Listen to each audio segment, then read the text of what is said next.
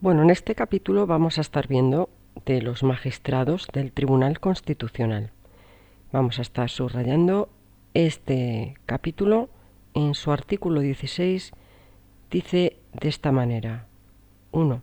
Los magistrados y magistradas del Tribunal Constitucional serán nombrados por el Rey a propuesta de las cámaras, del Gobierno y del Consejo General del Poder Judicial en las condiciones que establece el artículo 159.1 de la Constitución. Cada uno de los órganos que han de realizar las propuestas de nombramiento garantizará el principio de presencia equilibrada de mujeres y hombres, de forma que aquellas incluyan como mínimo 40% de cada uno de los sexos. Los magistrados y magistradas propuestos por el Senado serán elegidos entre las candidaturas presentadas por las asambleas legislativas de las comunidades autónomas y en los términos que determine el reglamento de la Cámara. El 2 dice que los candidatos propuestos por el Congreso y por el Senado deberán comparecer previamente ante las correspondientes comisiones en los términos que dispongan los respectivos reglamentos. Y 3. La designación para el cargo de magistrado del Tribunal Constitucional se hará por 9 años, renovándose el tribunal por terceras partes cada 3. A partir de ese momento se producirá la elección del presidente y vicepresidente de acuerdo con lo previsto en el artículo 9. Si el mandato de 3 años para el que fueron designados como presidente y vicepresidente no coincidiera con la renovación del tribunal, tal mandato quedará prorrogado para que finalice en el momento en que dicha renovación se produzca y tomen posesión los nuevos magistrados. Vamos con el cuarto y último de este capítulo, de este artículo. Las vacantes producidas por causas distintas a la de la expiración del periodo para el que se hicieron los nombramientos serán cubiertas con arreglo al mismo procedimiento utilizado para la designación del magistrado que hubiese causado vacante y por el tiempo que éste restase. Si hubiese retraso en la renovación por tercios de los magistrados, a los nuevos que fuesen designados se les restará del mandato el tiempo de retraso en la renovación. Vamos con el artículo 17. En el 1 dice así: antes de los 4 meses previstos a la fecha de expiración de los nombramientos, el presidente del tribunal solicitará de los presidentes de los órganos que han de hacer las propuestas para la designación de los nuevos magistrados que inicien el procedimiento para ello. 2. Los magistrados del Tribunal Constitucional continuarán en el ejercicio de sus funciones hasta que hayan tomado posesión quienes hubiesen de sucederles. Artículo 18. Los miembros del Tribunal Constitucional deberán ser nombrados entre ciudadanos españoles que sean magistrados, fiscales, profesores de universidad, funcionarios públicos o abogados, y todos ellos juristas de reconocida competencia con más de 15 años de ejercicio profesional o en activo en la respectiva función.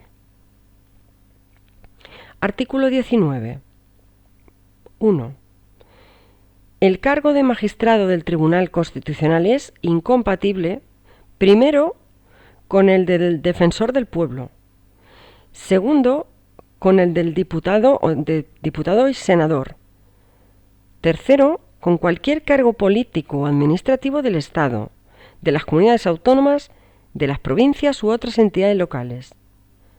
Cuarto, con el ejercicio de cualquier jurisdicción o actividad propia de carrera judicial o fiscal. Quinto, con empleos de toda clase en los tribunales y juzgados de cualquier orden jurisdiccional. Sexto, con el desempeño de funciones directivas en partidos políticos, sindicatos, asociaciones, fundaciones y colegios profesionales, y con toda clase de empleo al servicio de los mismos. Séptimo, con el desempeño de actividades profesionales o mercantiles. Y en lo demás, los miembros del Tribunal Constitucional tendrán las incompatibilidades propias de los miembros del Poder Judicial. 2. Cuando concurriere causa de incompatibilidad en quien fuere propuesto como magistrado del tribunal, deberá, antes de tomar posesión, cesar en el cargo o en la actividad incompatible.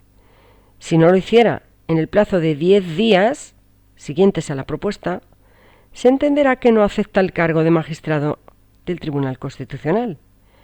La misma regla se aplicará en el caso de incompatibilidad sobrevenida. Bien, vamos con el 20. Los miembros de la carrera judicial y fiscal y en general los funcionarios públicos nombrados magistrados y letrados del tribunal pasarán a la situación de servicios especiales en su carrera de origen. Artículo 21. El presidente y los demás magistrados del Tribunal Constitucional prestarán, al asumir su cargo ante el Rey, el siguiente juramento o promesa. Juro o prometo guardar y hacer guardar fielmente y en todo tiempo la Constitución española, lealtad a la corona y cumplir mis deberes como magistrado constitucional. Artículo 22. Los magistrados del Tribunal Constitucional ejercerán su función de acuerdo con los principios de imparcialidad y dignidad inherentes a la misma. No podrán ser perseguidos por las opiniones expresadas en el ejercicio de sus funciones y serán inamovibles y además no podrán ser destituidos ni suspendidos sino por alguna de las causas que esta ley establece. Artículo 23.1. Los magistrados del Tribunal Constitucional cesan por alguna de las causas siguientes. Primero, por renuncia aceptada por el presidente del tribunal. Segundo, por expiración del plazo de su nombramiento. Tercero, por incurrir en alguna causa de incapacidad de las previstas para los miembros del Poder Judicial. Cuarto, por incompatibilidad sobrevenida. Quinto, por dejar de atender con diligencia los deberes de su cargo. Sexto, por violar la reserva propia de su función. Séptimo, por haber sido declarado responsable civilmente por dolo o condenado por delito doloso o por culpa grave. Punto 2. El cese o la vacante en el cargo de magistrado, en los casos primero y segundo, así como en el de fallecimiento, se decretará por el presidente. En los restantes supuestos, decidirá el tribunal en pleno, por mayoría simple, en los casos tercero y cuarto, y por mayoría de los 3/4 partes de sus miembros en los demás. Bien, artículo 24. Los magistrados del Tribunal Constitucional podrán ser suspendidos por el tribunal como medida previa en caso de procesamiento o por el tiempo indispensable para resolver sobre la concurrencia de alguna de las causas de cese establecidas en el anterior artículo. La suspensión requiere el voto favorable de las 3/4 partes de los miembros del tribunal reunido en pleno. Artículo 25. 1. Los magistrados del tribunal que hubieran desempeñado el cargo durante un mínimo de 3 años tendrán derecho a una remuneración de transición por 1 año, equivalente a la que percibieran en el momento del cese. 2. Cuando el magistrado del tribunal proceda de cualquier cuerpo de funcionarios con derecho a jubilación, se le computará, a los efectos de determinación del haber pasivo, el tiempo de desempeño de las funciones constitucionales y se calculará aquel sobre el total de las remuneraciones que hayan correspondido al magistrado del Tribunal Constitucional durante el último año. Bien. Artículo 26. La responsabilidad criminal de los magistrados del Tribunal Constitucional solo será exigible ante la Sala de lo Penal del Tribunal Supremo. Bien, pasamos ya al título segundo de los procedimientos de declaración de inconstitucionalidad. En el capítulo 1 se ven las disposiciones generales.